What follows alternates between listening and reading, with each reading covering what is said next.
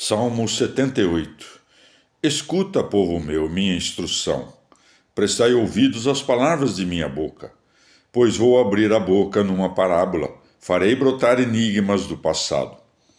O que ouvimos e aprendemos, e nos contaram nossos pais, não o esconderemos a seus filhos, contá-lo-emos à geração seguinte. As glórias do Senhor e o seu poder, e as maravilhas que realizou. Pois ele fez um pacto com Jacó e deu uma instrução a Israel.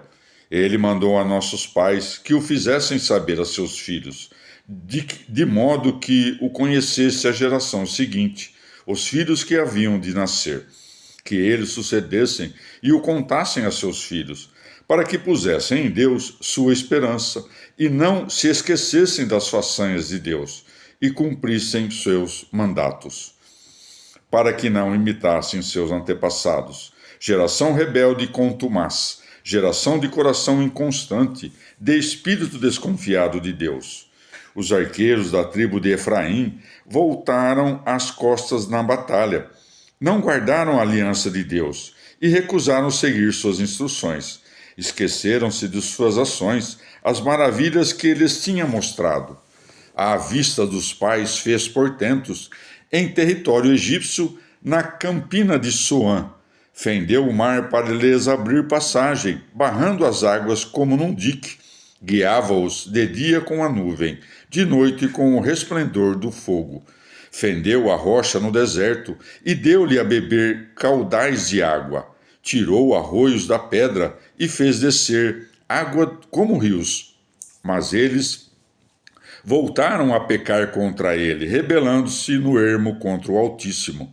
Tentaram a Deus no coração, pedindo uma comida para seu apetite. Falaram contra Deus, dizendo: Poderá Deus pôr a mesa no deserto? É verdade, golpeou a rocha, brotou água e se desbordou em torrentes. Poderá também dar-nos pão e prover de carne o seu povo? Ouviu o Senhor e se indignou. Um incêndio instalou-se contra Jacó, fervia sua cólera contra Israel, porque não se fiavam de Deus, nem confiavam em seu auxílio. Deu ordem em cima às nuvens e abriu as comportas do céu. Fez que lhes chovesse maná para comer e lhes serviu um trigo celeste. Um pão de heróis comeu o homem, mandou-lhes provisões até a fartura. Transportou pelo céu o vento de levante e guiou o vento sul com sua força. Fez que lhes chovessem carne como pó e voláteis como areia da praia. Fê-los cair no meio do acampamento, em redor de suas moradas. Comeram até fartar-se e lhes satisfez sua avidez.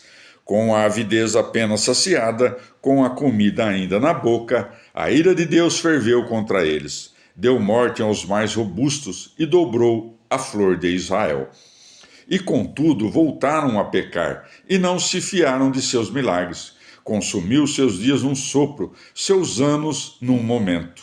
Quando os matava, buscavam-no e madrugavam para voltar-se a Deus. Recordavam-se que Deus era sua rocha, o Deus Altíssimo seu Redentor. Adulavam-no com a boca, mentiam-lhe com a língua. Seu coração não era constante com ele, nem eram fiéis à sua aliança. Ele, porém, era compassivo, perdoava a culpa e não os destruía. Muitas vezes reprimiu a cólera e não excitava todo o seu furor, recordando que eram de carne, alento fugaz que não retorna. Como se rebelaram no deserto, enjoando a Deus na estepe. Voltavam a tentar a Deus, irritando o Santo de Israel, sem recordar-se daquela mão que um dia os livrou da opressão, quando fez sinais no Egito e portentos na campina de Soã. Converteu seus canais em sangue e seus arroios para que não bebessem. Mandou-lhes tavões para que os picassem e rãs que os destruíssem. Entregou ao gafanhoto sua colheita, a saltões o fruto de suas fadigas. Matou com granizo seus vinhedos e com aguaceiro suas amoreiras. Entregou à saraiva seus gados, às centelhas seus rebanhos. Lançou contra eles a sua ira ardente, sua cólera, seu furor, sua indignação. Despachando sinistros mensageiros, deu livre curso à sua ira. Não salvou sua vida da morte, entregou suas vidas à peste. Feriu os primogênitos no Egito, as primícias da virilidade nas tendas de Cã. Tirou como um rebanho a seu povo, guiou-os como um redil pelo deserto. Conduziu-os seguros, sem alarmes, enquanto o mar cobria seus inimigos. Fê-los entrar pela santa fronteira, ao monte que sua destra adquirira. Tirou-os de diante dos povos, atribuiu-lhes por sorte sua herança, instalou em suas tendas as tribos de Israel. Mas eles tentaram ao Deus Altíssimo. Rebelaram-se e não guardaram seus preceitos.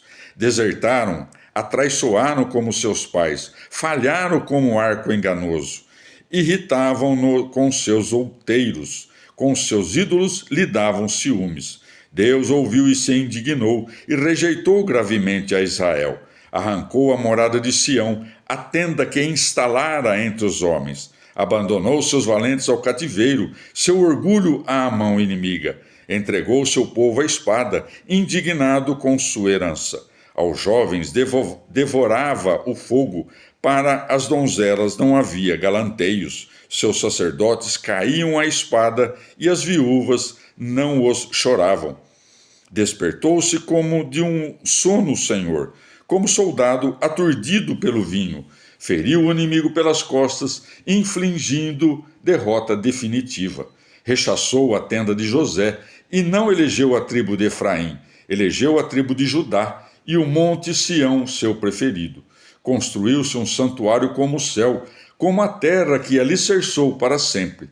Escolheu Davi, seu servo, tirando-o dos apriscos do rebanho. De andar atrás das ovelhas o levou, a pastorear Jacó, sua herança. Pastoreava-os com o coração íntegro, guiava-os com mão experimentada. Palavra do Senhor. Transposição cristã do Salmo 78, por Luiz Alonso.